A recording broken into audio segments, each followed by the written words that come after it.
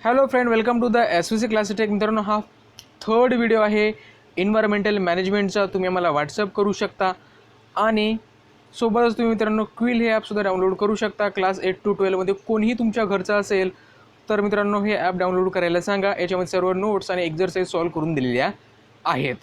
आणि मित्रांनो त्यानंतर बघा, SVC डिजिटल स्टडी हे चॅनलसुद्धा सबस्क्राईब करायला विसरू नका.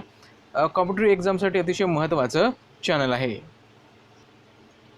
तर मित्रांनो आपण बघत आहे थर्ड पार्ट. याच्यामध्ये बघायचं आहे environmental conservation and our social responsibility. तर मित्रांनो बघा, एन्व्हायरमेंटल कन्झर्वेशन म्हणजे पर्यावरणाचं संवर्धन करणे, त्याला वाचवणं ही आपली एक सामाजिक जबाबदारी आहे. तर बघा मित्रांनो, जेव्हापासून मानव या पृथ्वीवर आला तेव्हापासून काय झालं आहे, मानव आणि एन्व्हायरमेंट यांच्यामध्ये काय एक इंटर रिलेशनशिप आहे. कसं? तर बघा मित्रांनो, मानव हा निसर्गावर डिपेंड आहे. निसर्गातून त्याला सर्व गोष्टी मिळत असतात. तर याच्यावर आपण समजू शकतो की यांचे काहीतरी इंटर रिलेशन आहे. ठीक आहे. आणि बघा, human step on the earth long after the formation of the अर्थ, म्हणजे पृथ्वी तयार झाल्यापासून तर कितीतरी लाखो वर्षानंतर मानव पृथ्वीवर आलेला आहे. ठीक आहे.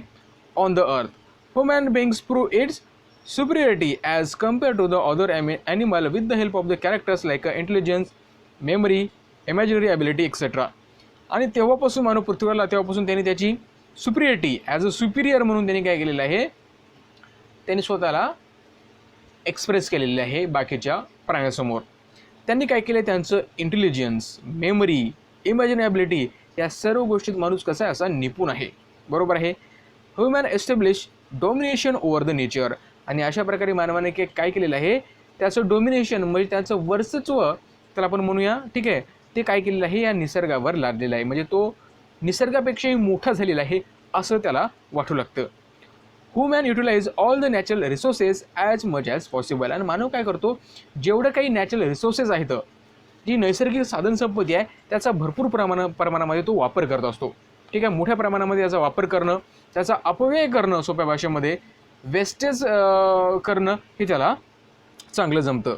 तर बघा मित्रांनो, in attempt to live a satisfactory life, आणि समाधानपूर्वक लाईफ जगण्यासाठी he kept on a snatching from the nature as much as possible and is lead to increase the problem. आणि काय झालं मित्रांनो, तो नेहमी निसर्गाला पिळत राहिलेला आहे. निसर्गापासून तो जास्त प्रमाणामध्ये काय केली त्यानं लूट केलेली आहे. त्याच्यामुळे काय झालं, मोठ्या प्रमाणामध्ये प्रॉब्लेम निर्माण झालेले आहेत. इन द एंटायर सिनेरिओ, या सगळ्या घटनेकडे जर आपण बघितलं, आपल्याला असं समजेल की मानव जर या नैसर्गिक आपत्तीला म्हणा किंवा या निसर्गाला हानी पोहोचवतो, तर मानवच याचं बॅलन्स घडवून आणू शकतो. म्हणजे मानवच निसर्गाला सुधारू शकतो. If the human has disturb the environmental balance, जर मानवाने जर इन्व्हायरमेंटल बॅलन्स जर डिस्टर्ब केलं, तर human it self can conserve and improve the quality of the nature, आणि स्वतः माणूस काय करू शकतो, तर निसर्गाची इन्व्हायरमेंटल जे इम्बॅलन्स झालेलं आहे त्याला बॅलन्स करू शकतो. आता बरेच असे पब्लिक असतात, जनरल पब्लिक, त्यांना कोणकोणत्या ॲक्टिव्हिटी करायला पाहिजे हे त्यांना माहीत नसतं, आणि अननोईंगली म्हणजे त्यांच्या हातून म्हणजे त्यांना माहीत नसल्यामुळे बऱ्याच त्या अशा ॲक्टिव्हिटी करतात की त्यांच्यामुळे काय होते, प्रदूषण होते किंवा निसर्गाला हानी पोहोचत असते. त्यानंतर महत्त्वाचं दिलेलं आहे, how do the butterflies contribute the environmental balance. आता इन्व्हायरमेंटल जे बॅलन्स आहे, हे जे बटरफ्लाईज कशा प्रकारे त्याचं कंट्रीब्युशन करत असतात.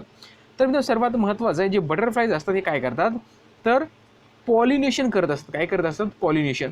पॉलिनेशन म्हणजे काय मित्रांनो, तर पॉलिनेशन केल्यामुळे, ठीक आहे, पॉलिनेशन केल्यामुळे काय होते, वनस्पतीचं रिप्रोडक्शन होते. म्हणजे वनस्पती काय करतात, त्यांच्यासारख्या नवीन सजीवांना जन्म देतात. कशामुळे, तर पॉलिनेशनमुळे. पॉलिनेशन ही एक प्रोसेस आहे कशाची, रिप्रोडक्शनची. म्हणजे त्यांच्यासारख्या नवीन प्राण्याला म्हणतोय, वनस्पतीला जन्म ज्यावेळेस द्यायचा असतो त्यावेळेस ते काय करतात, पॉलिनेशन करतात. पॉलिनेशन ही एक रिप्रोडक्शनची प्रोसेस आहे. तर ती प्रोसेस कॅरीड आऊट करण्याचं काम कोण करत असते, तर बटरफ्लाईज करत असतात. तर मित्रांनो आय होप तुम्हाला हे सर्व समजलं असेल. त्यानंतर बघा मित्रांनो, गव्हर्नमेंटनं काय केलेलं आहे, या इन्व्हायरमेंटचं कन्झर्वेशन होण्यासाठी, इन्व्हायरमेंट वाढवण्यासाठी किंवा पर्यावरणाचा बचाव होण्यासाठी काही लॉ इनॅक्ट केलेले आहेत. म्हणजे काही लॉ बनवलेले आहेत. तर लॉ कोणते ते आपण बघूया. पहिलं लॉ आहे फॉरेस्ट कन्झर्वेशन ॲक्ट 1980. एक आहे फॉरेस्ट कन्झर्वेशन ॲक्ट 1980. या लॉमध्ये काय सांगण्यात आलेलं आहे, the land reserve for the forest conservation has been prohibited to use for any other purpose by this law. याच्यामध्ये सांगितलं आहे की जे काही जंगल किंवा जे काही लँड जंगलासाठी काही रिझर्व ठेवण्यात आलेलं आहे तिथं दुसऱ्या प्रकारचं कोणतंही काम चालू देण्यात येणार नाही, म्हणजे त्याचा वापर दुसऱ्या कशासाठी होऊ देणार नाही असा हा लॉ सांगत असतो. Permission of the central government is compulsory for mining activity. जी मायनिंग ॲक्टिव्हिटी असते त्यासाठी सेंट्रल गव्हर्नमेंटचं परमिशन घेणंसुद्धा महत्त्वाचं आहे. Any person who disobey this law entitle to imprisonment for the 15 days. आणि जो कोणी जर याचा नियम जर मोडला तर 15 दिवसाची त्याला कारावासाची शिक्षा होऊ शकते. त्यानंतरचा महत्त्वाचा एक नियम आलेला तो म्हणजे environmental conservation act 1986. Forest act आहे 1980चा आणि एन्व्हायरमेंटल कन्झर्वेशन ॲक्ट आहे 1986चा. ठीक आहे. आता एन्व्हायरमेंटल कन्झर्वेशन ॲक्टमध्ये काय सांगितलेलं आहे आपण बघूया. The purpose of this act is to control the pollution and punish the person or institute harmful the environment. म्हणजे याचं महत्त्वाचं काय आहे की प्रदूषण कमी करणं आणि तरी पण कोणी ऐकलं नाही तर त्यांना काय करणं, त्यांना योग्य ती पनिशमेंट देणं अकॉर्डिंग टू दिस लॉ. ह्या लॉनुसार त्याला पनिशमेंट होत असते. Any person or factory is prohibited this act from releasing the pollutant in the atmosphere by beyond the permissible limit. एक लिमिट ठेवण्यात आलेलं आहे. त्या लिमिटच्या बाहेर जर त्या कंपनीने प्रदूषण केलं आणि ॲटमॉस्फिअरमध्ये रिलीज केलं तर त्यांच्याविषयी हा कायदा आपण लागू करू शकतो. The person breaching this rule is entitle the either 5 year imprisonment or up to 1 lakh as a punishment. आणि जर हा लॉ मोडला गेला तर जवळपास त्या व्यक्तीला 5 वर्षाची कारावास शिक्षा किंवा 1 लाख रुपये दंड असा त्याला पनिशमेंट होऊ शकते. National green tribunal has been establish in 2010. आणि त्यानंतर नॅशनल ग्रीन ट्रायब्युनल आहे ते याच्यावर लक्ष ठेवत असते. ठीक आहे, कोणती कंपनी प्रदूषण कुठं किती होते तर सर्व गोष्टीवर काम करायचं कोण काम करत असते तर नॅशनल ग्रीन ट्रायब्युनल करत असते. त्याची स्थापना 2010मध्ये झाली होती. त्यानंतर बघा मित्रांनो as per the wild life protection act आहे. बघा आपण बघितलं आता त्याच्या अगोदरचं आहे as a wild life protection act. ठीक आहे, म्हणजे जे जंगली प्राणी आहेत त्यांच्या प्रोटेक्शनसाठी एक लॉ बनवण्यात आलेला आहे. त्यांच्यामध्ये क्लॉजेस दिले आहेत ते क्लॉजेस आपण बघूया. As per the clause 49A. 49 clause A काय सांगतो आपल्याला, trading of the rare animal has been completed ban. जे रेअर ॲनिमल आहेत त्यांची संख्या खूप कमी झालेली आहे. अशा ॲनिमलचा ट्रेड करणं किंवा व्यापार करणं हे पूर्णपणे बंद आहे 49A अंतर्गत. 49B अंतर्गत काय आहे, use of the articles prepare from the skin or organs of the wild animal has been ban. आणि जे काही आर्टिकल्स आहेत, जे काही ऑर्गन्स आहेत ॲनिमलचे त्यांच्यापासून जे काही वस्तू बनवण्यात येतील त्या वस्तूसुद्धा विकणं किंवा त्यांना बनवणं हे सुद्धा बॅन करण्यात आलेलं आहे. त्यानंतर as per the clause 49C. 40C9च्या क्लॉज काय सांगतो आपल्याला, the disclosure of the stock artifact made from the rare wild animal is compulsory. म्हणजे जर कोणाकडे जर ते प्राण्यांच्या चमडीपासून किंवा त्यांच्यापासून काही बनवलेल्या वस्तू असेल तर ते डिस्क्लोज करणं, सरकारसमोर ठेवणं किंवा सरकारला माहिती देणं हे कंपल्सरी करण्यात आलेलं आहे. आणि त्यानंतर महत्त्वाचा आपल्याला एक छोटासा भाग बघायचा तो म्हणजे big story of a small man. आता big story of small man याच्यामध्ये काय आहे हे थोडक्यात बघूया. तर मित्रांनो ही एक गोष्ट आहे जाधव मोलाई यांची. बघा, Jadav Molai Payeng is highly capable person born in the nomadic tribe of the Assam. Nomadic tribe म्हणजे काय, जी भटके लोक असतात. ठीक आहे, त्यांच्यामध्ये ते जन्मले होते आसाममध्ये. त्यांचा जन्म झाला होता 1963ला, बॉर्न इन 1963.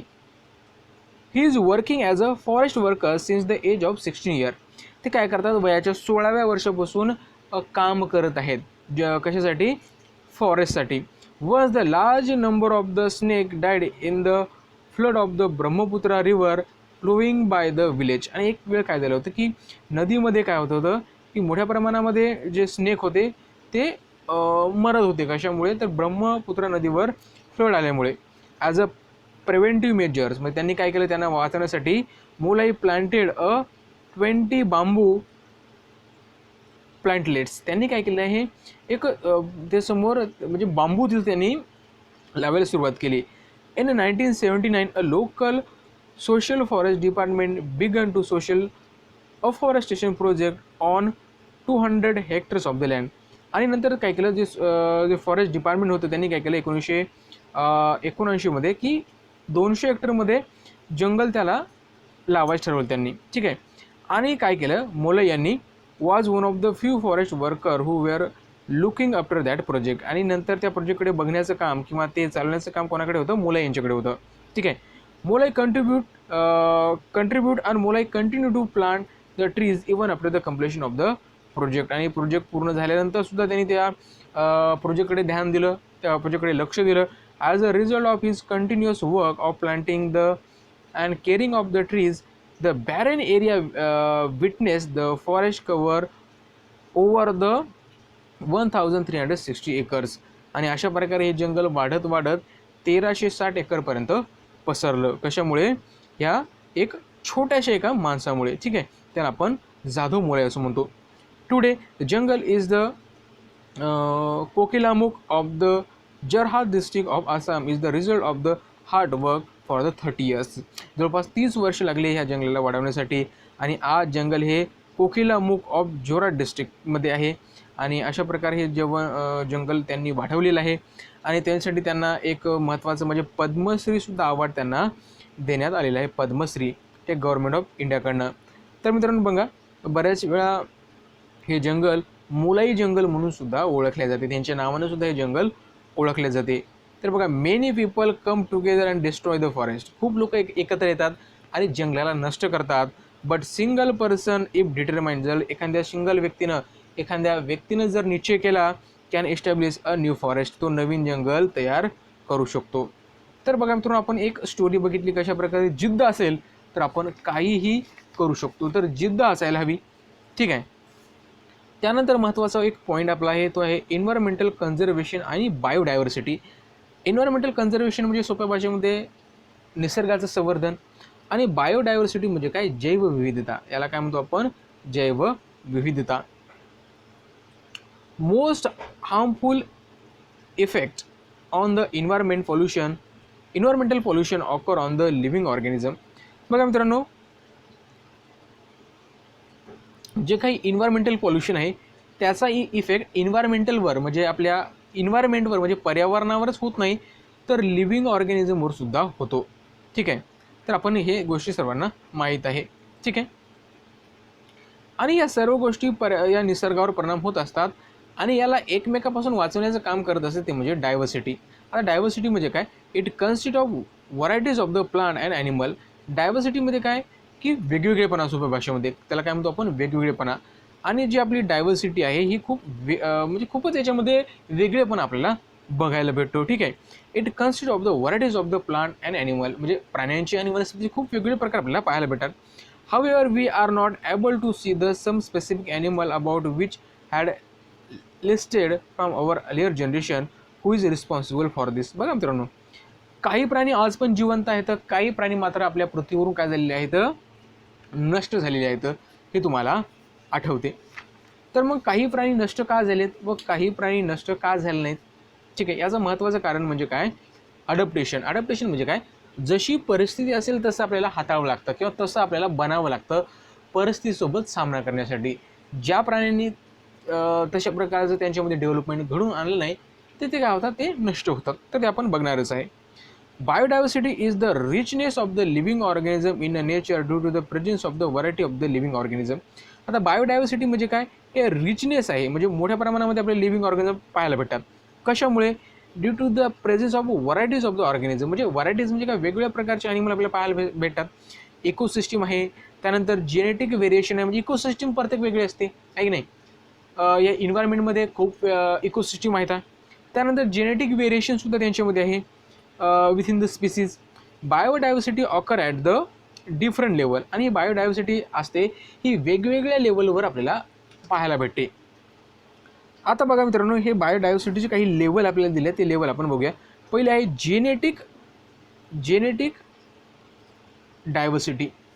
आता मित्रांनो, जेनेटिक डायव्हर्सिटी म्हणजे काय, तर जेनेटिक डायव्हर्सिटी म्हणजे काय, occurrence of a diversity among the organism of the same species ही जेनेटिक डायव्हर्सिटी. बघा मित्रांनो, जे ऑकरन्स ऑफ डायव्हर्सिटी म्हणजे जे काही आपल्या डायव्हर्सिटी आढळून येते प्राण्यामध्ये, लिव्हिंग ऑर्गॅनिझममध्ये, ते काही स्पीसीजमध्ये, इज जेनेटिक डायव्हर्सिटी. काय असते जेनेटिक डायव्हर्सिटी? एक्झाम्पल बघा, each human being is different from other. आता प्रत्येक ह्युमन बिंग्स काय आहे, दुसऱ्या एखाद्या ह्युमन बिंगपेक्षा वेगळं आहे. Possibility of wiping out the species arise if there is a decreases in the diversity within the species whose numbers involve in the sexual reproduction. आणि मित्रांनो, महत्त्वाचं याच्यामध्ये आपल्याला काय सांगितलेलं आहे की जे स्पीसीज असतात, ठीक आहे, ते नष्ट होतात. याचं कारण म्हणजे काय, त्यांच्या डायव्हर्सिटीमध्ये मात्र थोड्या प्रमाणामध्ये चेंज येत नाही, त्याच्यामुळे ते होत असते. ठीक आहे. त्यानंतर आपल्याला बघायचं आहे species diversity. Innumerable species of organism in the nature. आता मोठ्या प्रमाणामध्ये स्पीसीज आहेत आपल्या नेचरमध्ये, यालाच म्हणतो this called as a species of the diversity. खूप वेगवेगळे प्राणी आहेत. ठीक आहे. Species diversity include the various type of plant, animals and microbes. बघा, आपल्याला दिसते की वेगवेगळ्या प्रकारचे ॲनिमल आहेत, प्राणी आहेत, वनस्पती आहेत, मायक्रोब्स आहेत. तर हे सर्व याला स्पीसीज डायव्हर्सिटी आपण म्हणत असतो. ठीक आहे. काही खूपच सूक्ष्म आहेत, काही पाण्यामध्ये जगतात, काहींना पाण्याची गरज नसते. पाण्याची गरज नसते म्हणजे कमी प्रमाणामध्ये असतात. काही ॲक्वॅटिक ॲनिमल असतात, मग त्यांना पाण्याचीच गरज असते. ठीक आहे. नंतर आहे इकोसिस्टीम डायव्हर्सिटी. ठीक आहे. The many ecosystem are present in the each region. आता प्रत्येक रिजनमध्ये खूप इकोसिस्टीम असतात. Ecosystem is form through the interaction between the plant, animal and their habitat and changes the environment. आता बघा, जे इकोसिस्टीम असतात ते कशा तयार होतात, तर याच्यामध्ये इंटरॅक्शन होत असते. कशामध्ये? प्लांट आहे, वनस्पती आहे, किंवा हॅबिटेट म्हणजे जे काही हे वनस्पती किंवा प्राणी असतात त्यांचं जे काही बाजूचं वातावरण आहे, ठीक आहे, वसाहत आहे, त्यांना आपण हॅबिटेट म्हणतो. आणि जे काही निसर्गामध्ये चेंज होतो, या सगळ्यांची गोष्ट जर आपण यांचं इंटरॅक्शन बघितलं तर इकोसिस्टीम तयार होते, आणि त्यांच्याचमुळे ही इकोसिस्टीम डायव्हर्सिटी असते. H ecosystem has its own characteristic. Animal, plant, microbes, biotic factors. Ecosystem are also of two type of natural and artificial. आता इकोसिस्टीममध्ये वेगवेगळे फॅक्टर आहेत. फॅक्टर म्हणण्यापेक्षा म्हणूया कंपाऊंड आहेत. ॲनिमल आहेत, त्यानंतर प्लांट्स आहेत, मायक्रोब्स आहेत, बायोटिक फॅक्टर आहेत. ठीक आहे. हे सर्व मिळून इकोसिस्टीम बनते. आणि इकोसिस्टीमचे महत्त्वाचे दोन प्रकार सांगितले आहेत. एक आहे नॅचरल इकोसिस्टीम आणि दुसरी आहे आर्टिफिशियल इकोसिस्टीम. बघा मित्रांनो,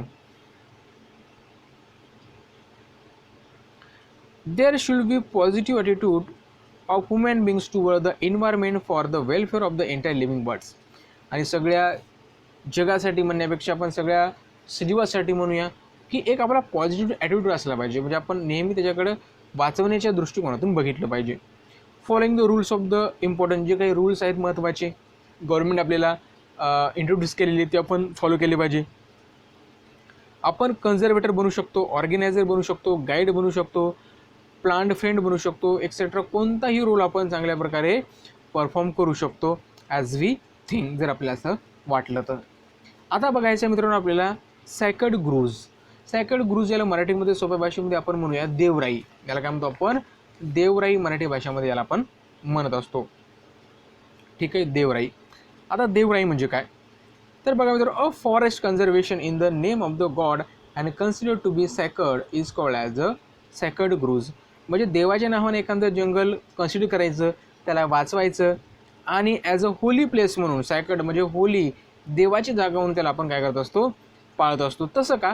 कारण तसं नाही केलं तर बघा मित्रांनो, इथे चित्राकडे दिसतं आपल्याला, हा एक आपण सॅक्रेड ग्रूज आहे, म्हणजे देवराई, म्हणजे तिथं देव असतो असं आपण म्हणतो. ठीक आहे. म्हणजे का आपण ॲज अ देवाच्या भीतीनं तरी आपण कमीत कमी त्या जंगलाला काही तिथं आपण तोड वगैरे करणार नाही.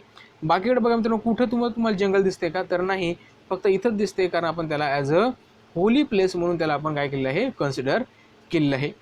There are in the fact sanctuaries conserve by the society and not by the government forest department. आणि हे काय आहे मित्रांनो? हे एक सँक्च्युरीज म्हणता येईल आपल्याला. ठीक आहे, सँक्च्युरीज म्हणता येईल. हे सोसायटीने तयार केले आहेत, not by the forest department. As it has been conserve in the name of the god. आणि ते देवाच्या नावानं राखीव ठेवले जातात. It has a special protection. त्याला स्पेशल प्रोटेक्शन देण्यात येते. This cluster of the thick forest are present not only in a western Ghat of India but in the entire country. आणि सगळ्या भारतामध्येच हे काय त्याला आपण सायकड ग्रुज आता आपल्याला आता दिसत आहेत. ठीक आहे. More than 13,000 sacred groves has been reported in the India. बघा, मोर दॅन 13,000 सायकड ग्रुज आहेत इंडियामध्ये. Which are such a sacred groves in Maharashtra. Make a list and visit with your teachers. आणि मित्रांनो, महाराष्ट्रामध्ये कुठं कुठं आहेत हे तुम्हाला फाइंड आउट करायचं आहे, तुम्हाला सुद्धा भेट द्यायची आहे, तुमची सहल जाईल त्यावेळेस तुम्ही त्याला करू शकता. आणि बघा मित्रांनो, महत्त्वाचं त्यानंतर आहे की ह्या चित्र इथे आपल्याला दिलेलं आहे, याच्यामध्ये विचारले आहे प्रश्न, stick here symbol to know you. आता हे सिम्बॉल कशाचे आहेत हे आपण याची माहिती थोडक्यात करून घेऊया. सर्वात अगोदर घेऊया, how can biodiversity can be conserve. Biodiversity आपण कशाप्रकारे कन्झर्व करू शकतो, तिला वाचवू शकतो, हे आपण थोडक्यात बघूया. तर बघा मित्रांनो, पहिला पॉईंट आपल्याला protecting the rare species of the organism. ज्या ऑर्गॅनिझमच्या जे काही रेअर स्पेसीज आहेत, म्हणजे त्यांची आता खूप कमी प्रमाणामध्ये संख्या राहिलेली आहे, त्यांना आपण रेअर स्पेसीज म्हणतो, बरोबर आहे. तर ते कोणकोणते आहे हे आपल्याला फाइंड आउट करायचं आहे, त्यांचं प्रोटेक्शन आपल्याला करायचं आहे. Then establishing the national park and sanctuaries. जे नॅशनल पार्क आहेत किंवा सँक्च्युरीज आहेत ते आपल्याला काय करायचं आहे, एस्टॅब्लिश करायचं आहे.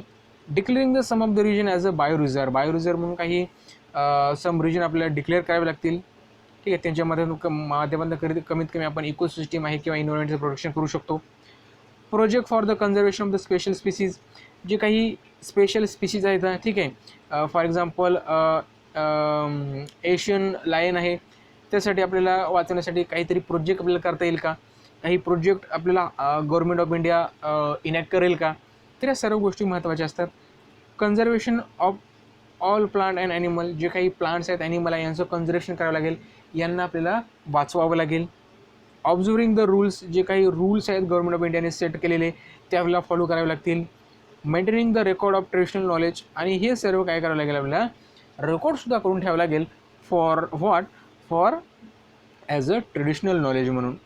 तर बघा मित्रांनो, इथं आपल्याला काय दिसतात, इथं आपल्याला दिसते मित्रांनो, बघा हे सिम्बॉल दिसतो, या सिम्बॉलची आपण माहिती घेऊया. आता हा सिम्बॉल काय सांगतो आपल्याला की जे आपलं काही वेस्टेज आहे, ठीक आहे, ते वेस्ट आपण केअरफुली हँडल केलं पाहिजे. ठीक आहे. The garbage should not be stay on everywhere. आपण गार्बेज इकडे तिकडे फेकेल नाही पाहिजे. We should not throw the garbage everywhere. ठीक आहे. We put it into the dustbin. ठीक आहे. हे आपल्या इथं सांगण्यात आलेलं आहे, म्हणजे how to handle with the garbage इथं आपल्याला सोप्या भाषेमध्ये सांगितलेलं आहे. ठीक आहे. आणि इथं आपल्याला सांगितलेलं आहे सेव्ह द इलेक्ट्रिसिटी. या सिम्बॉल दिसतो इथं सांगितलेलं आहे save the electricity. Electricity is most important thing for the living things. Living things specially for the human beings. Okay. आता ह्युमन बिंगसाठी का, electricity is the carefully use we can save the our nature resources. If we save the electricity directly, we save the our environment. Okay, ध्यानात ठेवा. Then this symbol indicate that we should use the bicycle for our daily works. We should ride the bicycle for our health. ठीक आहे. हे bicycle चालण्याचं आपल्याला message आपल्याला हे देतोय. ठीक आहे. देन आहे सेव्ह वॉटर. ठीक आहे. Save water because water is most important factor of living things. Most important factor आहे. ठीक आहे. त्यामुळे आपण पाणीसुद्धा वाचवायला पाहिजे. तर आपल्याला हा सिम्बॉल इथं आपल्याला सांगतोय. त्यानंतर बघा मित्रांनो, till now we have studied the rules and regulation about the environmental conservation and protection. This lesson many people in the society are voluntarily coming together to perform the noble work. Many institutes at the state, national and international level are involving the work. तर मित्रांनो, आपण कोणकोणते law आहेत, कोणकोणते act आहेत हे आपण सर्वांचा अभ्यास केलेला आहे. तर मित्रांनो, व्हॉलंटरी ऑर्गनायझेशन कोणकोणते आहेत, ठीक आहे, म्हणजे ते स्वतः काम करतात, स्वतः गव्हर्मेंट विदाऊट गव्हर्मेंट हेल्प. ठीक आहे, म्हणजे त्यांना कुठली पेमेंट वगैरे नसते, असं सोप्या भाषेमध्ये. ठीक आहे, म्हणजे स्वतः आपण काम करू शकतो. तर असे आहेत काही इंटरनॅशनल ऑर्गनायझेशन आहेत, हे पर्यावरणच्या म्हणजे इन्व्हायरमेंटल कन्झर्वेशनसाठी कार्य करतात. तर बघायचं आहे Bombay natural history society Mumbai आहे. त्यानंतर CPR इन्व्हायरमेंटल ग्रुप आहे, new Chennai. Gandhi peace foundation आहे environmental cell Delhi. Chipko centre आहे Tehri Garhwal. Centre for the environmental education आहे Ahmedabad. Kerala science literature council आहे Thiruvananthapuram. Indian agro industries foundation Pune. Vikram Sarabhai community science centre Ahmedabad. ठीक आहे, हे सर्व दिसतात हे आपले व्हॉलंटरी ऑर्गनायझेशन आहेत. इकडं इंटरनॅशनल आहेत बघा, international union for the conservation of natural IUCN. ठीक आहे, Gland Vaud Switzerland. Intergovernmental panel on climate change Geneva. United nation environmental programme आहे Geneva. World wildlife fund आहे न्यूयॉर्कमध्ये. बर्ड लाईफ इंटरनॅशनल आहे Cambridge. Green climate fund आहे Songdo south Korea. तर मित्रांनो, हे सर्व गोष्टी आपण इथं बघितल्या कोणकोणते व्हॉलंटरी ऑर्गनायझेशन आहेत, कोणकोणते इंटरनॅशनल ऑर्गनायझेशन आहेत. Green peace is a world largest organization. सर्वात मोठं ऑर्गनायझेशन कोणतं आहे तर ग्रीन पीस हे सर्वात मोठं आहे. Engage with the environmental activity is more than 25 lakh people from 26 different countries are member of this organization. बघा, 25 लाखापेक्षा जास्त पीपल याचे मेंबर आहेत. 26 देशापेक्षा जास्त देशामध्ये चे लोक याचे मेंबर आहेत. इतक्या देशामध्ये ते कार्य करते, आपण सोप्या भाषेमध्ये म्हणू शकतो त्याला आपण मित्रांनो. आता बघा मित्रांनो, इथं आपल्याला रोल दिले आहेत सोप्या भाषेमध्ये. आपण कोणता रोल यातला फॉलो करू शकतो बघा, की इथं वेगवेगळे रोल दिले आपल्याला, व्हेरियस रोल दिले आहे. यातला कोणता रोल आपण परफॉर्म करू शकतो बघा. माय रोल इन अ एन्व्हायरमेंट म्हणजे पर्यावरण वाचवण्यासाठी आपण कोणता रोल करू शकतो. पहिलं दिलं आहे कन्झर्वेशन. कन्झर्वेशनमध्ये काय दिलं आहे, कन्झर्विंग द अवेलेबल रिसोर्सेस म्हणजे जे काय अवेलेबल रिसोर्सेस आहेत तर त्यांना वाचवणं. ठीक आहे. कंट्रोल म्हणजे काय, प्रिव्हेंटिंग टू द हार्म जे काही या निसर्गाला हार्म आहे त्याला प्रिव्हेंट करणं. स्टॉपिंग द हार्मफुल ॲक्टिव्हिटीज जे काही हार्मफुल ॲक्टिव्हिटीज आहेत त्यांना स्टॉप करणं. चेंजिंग द माइंडसेट जो लोकांचा माइंडसेट आहे according to the toward the nature ते आपण चेंज करायला पाहिजे. प्रोटेक्शन बघा, revival of the harmful factories and environment आणि जे हार्मफुल फॅक्टरीज आहेत. ठीक आहे. अटेम्प्ट द इनोव्हेशन्स म्हणजे नवीन नवीन शोध आपण लावायला पाहिजे, नवीन नवीन पुढाकार घ्यायला पाहिजे, कशाप्रकारे आपण पॉल्युशन आपल्याला कमी करता येईल. नंतर आहे preserving the whatever has been left over जे काही आता संपत येत आहे त्यांना वाचवणं आपल्याला गरजेचं आहे. Remedies to prevent the further loss आणि काहीतरी उपाय आपण करायला पाहिजे फर्दर लॉस न होण्यासाठी. प्रेझर्विंग द अननोन रिजन म्हणजे अननोन रिजन आहेत जे रिजन आहेत त्यांना आपण वाचवण्यासाठी त्याला प्रेझर्व करायला पाहिजे. प्रिव्हेंटेशन काय करू शकतो बघा, प्रिव्हेंटिंग अ पॉसिबल हार्म जे काही हार्म आहे ते आपण प्रिव्हेंट करू शकतो का त्याच्याकडे आपण विचार करायला हवा. Designing the new plants Naveen plan असे आपण डिझाईन करायला पाहिजे ज्याच्या माध्यमातून प्रदूषण कमी होईल. Factors harmful to the environment म्हणजे कोणकोणते फॅक्टर इन्व्हायरमेंटला हार्मफुल आहेत ते आपण डिटेक्ट करायला पाहिजे, त्यांना आपण प्रिव्हेंट करायला पाहिजे. अवेअरनेस बघा, एज्युकेशन आहे, गायडन्स, अवेअरनेस, एव्हिनेशन, ऑर्गनायझेशन व पार्टिसिपेशन या सर्व गोष्टींमधून आपण काय करू शकतो, अवेअरनेस स्प्रेड करू शकतो. तर मित्रांनो, याच्यामध्ये तुम्हाला कोणता रोल करायचा आहे किंवा कोणता रोल तुम्ही छान प्रकारे पार करू शकता हे तुम्हाला ध्यानात ठेवायचं आहे. त्यानंतर हॉटस्पॉट ऑफ द बायोडायव्हर्सिटी. तर मित्रांनो, आता आपल्याला बघायचं आहे hotspot of a biodiversity. Hotspot म्हणजे काय, जे अतिसंवेदनशील बायोडायव्हर्सिटी जैवविविधता असतात म्हणजे अशा जैवविविधता की ते आता संपुष्टात यायला लागतात. संपुष्टात म्हणजे काय, ते असं संपायला लागले आहे त्याला आपण हॉटस्पॉट असं म्हणत असतो. बघा, 34 highly sensitive biodiversity spot are reported all over the world. म्हणजे असे बायोडायव्हर्सिटी म्हणजे काय, तिथं वेगवेगळ्या प्रकारचे प्राणी वनस्पती आपल्याला आढळतात पण ती आता नष्ट होत चाललेली आहेत. खूप सेन्सिटिव्ह एरिया असतो तर त्याला आपण हॉटस्पॉट असं म्हणत असतो. तर एकूण 34 असे hotspot all over the world detect करण्यात आलेले आहे. Such area had once occupied 15.7 area of the earth. आता कधी काळी 15.70 ठीक आहे 15.7% आपल्या पृथ्वीचा जो काही भाग आहे हे ठीक आहे 15.7% एरिया त्या हॉटस्पॉटनी व्यापलेला होता. ॲट द प्रेझेंट आता 86 of the sensitive area are already destroy आणि याच्यामधलं जे 86% जो आहे तो डिस्ट्रॉय झालेला आहे. बघा, presently only 2.3% area of the earth has been left over the sensitive hotspot. आता याच्यामधून फक्त 2.3% एरियाज फक्त ॲज अ हॉटस्पॉट म्हणून राहिलेला आहे. It includes 1,50,000 plant species which are 50% of the world count. आणि जर सगळे प्राणी जर आपण जे स्पीसीज आहेत ते जर आपण काउंट केल्या तर सगळ्या जगाच्या फक्त 50% स्पीसीज आता शिल्लक आहेत, म्हणजे जवळपास त्याला म्हणूया आपण 1.5 लाख. तर बघा मित्रांनो, 1.5 लाख जे स्पीसीज आहेत त्या फक्त ह्या 2.3 एरियामध्येच आपल्याला सापडतात. म्हणजे डायव्हर्सिटी, जी बायोडायव्हर्सिटी आहे, जी अतिसंवेदनशील बायोडायव्हर्सिटी आहे, जी आता संपत चाललेली आहे, ती मात्र बघा त्यातले 50% तर ऑलरेडीच आता नष्ट झालेली आहेत. राहिले फक्त 50%. आता त्यांची जर काउंट केलं तर ते फक्त 1.5 लाखच आता भरत आहे. As far as India consider, जर इंडियाविषयी जर आपण बोलायला गेलो तर out of 135 species of animal, 85 species are found in the jungle of eastern region. आणि भारतामध्ये जे काही प्राणी आहेत, जे काही स्पीसीज आहेत 135 स्पीसीज ऑफ ॲनिमल फाउंड आहेत इंडियामध्ये. त्याच्यामध्ये 85 स्पीसीज हे काय करतात, जो ईस्टर्न रिजन आहे आपल्या भारताचा तिकडे सापडत असतात. About 1,500 endemic plant species are found in the western Ghat. म्हणजे एंडेमिक जे स्पीसीज आहेत त्यासुद्धा आपल्याला वेस्टर्न घाटाकडे सापडत असतात, त्याला आपण सह्याद्री घाट म्हणतो.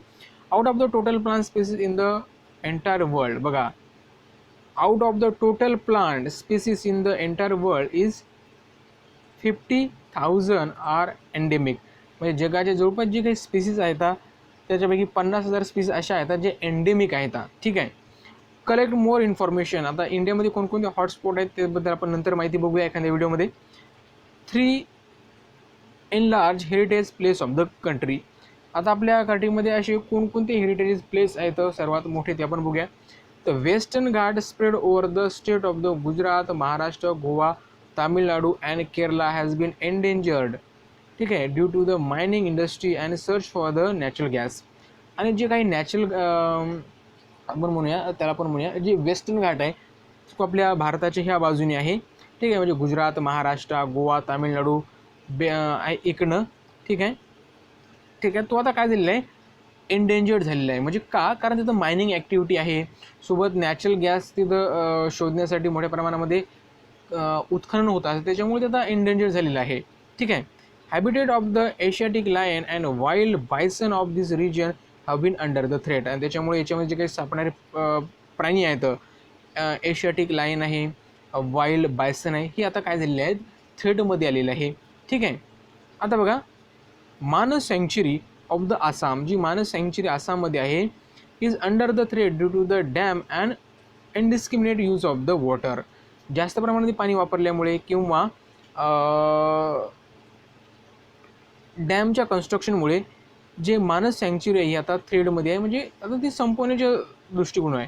Tiger, rhino of that region are under the threat. रायनोसुद्धा तिथं मोठ्या प्रमाणात थ्रेटमध्ये आहे. थ्रेटमध्ये म्हणजे त्यांची आता जी संख्या कमी होत आहे सोप्या भाषेमध्ये. सुंदरबन सँक्च्युरी एक महत्त्वाचं आहे, वेस्ट बेंगॉलमध्ये आहे. Is reserve for the tiger. ती टायगरसाठी रिझर्व करण्यात आलेली आहे. How ever this tiger population and overall local environment seriously challenged by the dam, deforestation, excessive fishing, trench dug for the same. आणि अशाच प्रकारे हे महत्त्वाचे 3 आपले एक हेरिटेज साईट होते. एक होता वेस्टर्न घाट, मानस सँक्च्युरी आणि सुंदरबन. हे तिन्ही हे मोठ्या थ्रेटमध्ये आहेत, नष्ट होण्याच्या मार्गावर आलेले आहेत. कारण मोठ्या प्रमाणामध्ये शिकार होणं, मायनिंग ॲक्टिव्हिटी आणि लोकांचं मित्रांनो लोकांना की काय करायला पाहिजे हे लोकांना समजत नाही. त्याच्यामुळे ह्या गोष्टी निसर्गावर मात्र मोठ्या प्रमाणामध्ये भारी पडत आहेत. आता आपल्याला बघायचं आहे क्लासिफिकेशन ऑफ थ्रेटन स्पीसीज. जे थ्रेटन स्पीसीज आहेत त्यांचं क्लासिफिकेशन कसं करण्यात आलेलं आहे बघा. Endangered species. एंडेंजर्ड म्हणजे काय मित्रांनो, की either number of this organism is decline or their habitat is shrunk to such an extent that they can be extinct in a near future if conservation measures are not implemented. तर मग आता बघा काय असते की असे organism असतात, असे सजीव असतात की ते डिक्लाइन झालेले आहेत, म्हणजे संपलेले आहेत, किंवा त्यांचं जे हॅबिटेट आहे म्हणजे त्यांचं जे राहण्याचं जंगल आहे ते खूप कमी झालेलं आहे. आणि जर त्याला लवकर जर आपण त्यांच्यावर कुठले जर वाचवण्याचा प्रयत्न केला नाही तर येणाऱ्या काळामध्ये ते नष्टसुद्धा होऊ शकतात. तर अशाला आपण एंडेंजर्ड स्पीसीज म्हणत असतो. त्याच्यामध्ये आहे लायन आहे त्याच्यामध्ये, त्यानंतर लेझर टोरिकॅन आहे. ठीक आहे. आता रेअर स्पीसीज म्हणजे काय की number of this organism is considerably decline. Organism of this species being endemic may become extinct very fast. Example of the red panda, musk deer. याच्यामध्ये काय असतं की की जे आता संपण्याच्या मार्गावर आहेत किंवा ते आता एंडेमिक झालेले आहेत आणि त्यांचं जे endemic may be become extinct very fast, म्हणजे खूप मोठ्या प्रमाणामध्ये ते संपत आहेत, लुप्त होत आहेत, त्यांचं प्रमाण खूप वेगाने आहे. त्यासाठी यासाठी लवकर काहीतरी आपण करायला पाहिजे. अशाला आपण रेअर स्पीसीज म्हणत असतो. त्यानंतर आहे वल्नरेबल स्पीसीज म्हणजे काय, number of this organism is extremely less and continue to decline. यांची संख्या खूपच कमी असते आणि ते कंटिन्युअली काय होत असतात, डिक्लाइन होत असतात. Continuous decline in the number is the worrisome reason. म्हणजे हे काळजी करण्याचं एक महत्त्वाचं कारण आहे, कारण याला जर लवकर वाचवलं नाही तर हे सुद्धा मोठ्या प्रमाणामध्ये डिक्लाइन होऊ शकतात. ठीक आहे मित्रांनो. त्यानंतर बघा मित्रांनो, नंतर आपल्याला बघायचं आहे इंटरमिडिएट स्पीसीज म्हणजे काय. इंटरमिडिएट स्पीसीज म्हणजे these organism appear to be endangered but due to their some behavior habits there is no definite and substantial information about them. तर असे प्राणी असतात की हे एंडेंजर्ड असतात, म्हणजे ते लुप्त होण्याच्या मार्गावर असतात, पण त्यांच्या काही सवयीमुळे, त्यांच्या काही एखाद्या बिहेवियरमुळे ते आपल्याला समजत नाही की ते म्हणजे नेमकं त्यांची संख्या किती आहे, त्यांना आपण शोधू शकत नाही, कारण त्यांची सवय तशी असते लपून बसण्याची, त्याच्यामुळे आपल्याला ते सापडत नाही. फॉर एक्झाम्पल ते शेकरू आपल्याला दिलेलं आहे. ठीक आहे. त्यानंतर बघा मित्रांनो, स्पेशलिटी ऑफ द डे बघा, 22 मे आपण वर्ल्ड बायोडायव्हर्सिटी डे साजरा करत असतो. 22 मेला वर्ल्ड बायोडायव्हर्सिटी डे असतो. Survey of the plant and animal in your area, maintain the record about your characteristic. तर मित्रांनो, आपल्याला सर्वे करायला सांगितलेलं आहे, आपल्याकडे क्षेत्रामध्ये कोणकोणते प्राणी आहेत, ते कशा प्रकारे दिसतात, सर्व त्याचं. ठीक आहे. आता हे भाग म्हणजे शाळेचा भाग दिलेला आहे. ठीक आहे. त्यानंतर बघू मित्रांनो, आता याच्यामध्ये आपण काय शिकलेलो आहोत ते आपण आता थोडक्यात बघूया. Let us remember. बघा, destroying a plant is to destroy the everything. जर प्लांट डिस्ट्रॉय झाले तर सर्व काही नष्ट होईल, हे आपल्याला सर्वांना माहीत आहे. Practice of afforestation to conserve the environment. जर जंगल वाढवण्याचा प्रयत्न केला तर नक्कीच त्याचा फायदा कशासाठी होणार आहे, तर आपल्या एन्व्हायरमेंटला होणार आहे. Forest is a wealth. Forest काय एक साधन संपत्ती आहे, अतिशय महत्त्वाची आहे. Environmental protection is value education. Environmental जे प्रोटेक्शन आहे याची व्हॅल्यू खूप मोठी आहे, ॲज अ शिक्षण आहे. एक आपण एज्युकेशन म्हणून आपण मोठ्या प्रमाणामध्ये अवेअरनेस आपण याची घडवून आणायला पाहिजे. Provident use of the paper, prevention of the deforestation. तर आपण पेपरचा यूज कमी करायला पाहिजे, कारण आपण पेपर ज्यावेळेस यूज करतो तर त्या पेपर बनवण्यासाठी आपण सुद्धा फॉरेस्ट म्हणजे वनस्पतीची गरज असते. To practices the environment protection is to develop the human act society.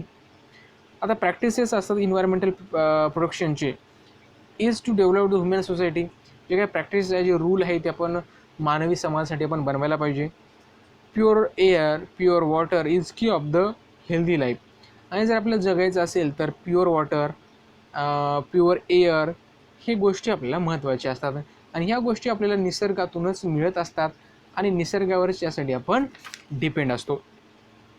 तर मित्रांनो, in such way that we have completed our 4th lesson, that is the environmental management. The 5th lesson, that is the toward the green energy. We will see this lesson in our next video. Till then, bye bye.